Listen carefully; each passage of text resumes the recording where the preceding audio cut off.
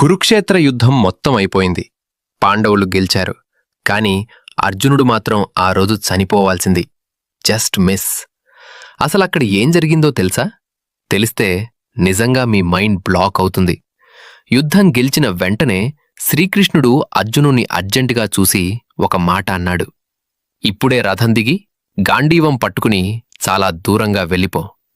కృష్ణుడు చెప్పాడు కదా అని అర్జునుడు ఏమీ ఆలోచించకుండా రథం దిగిపోయాడు.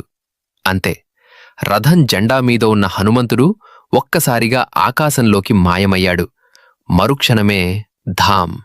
అర్జునుడి రథం పెద్ద శబ్దంతో పేలిపోయి కాలి బూడిదైపోయింది.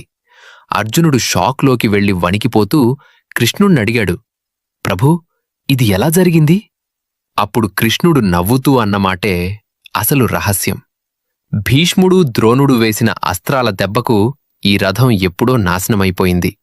కేవలం జెండా మీద హనుమంతుడు కింద నేను తొక్కిపెట్టడం వల్లే ఇన్ని రోజులు ఇది నిలబడింది. లేకపోతే నువ్వు యుద్ధం మధ్యలోనే బూడిదైపోయేవాడివి. అంటే అర్థమైంది కదా, అర్జునుణ్ణి కాపాడింది గాండీవం కాదు, హనుమంతుడి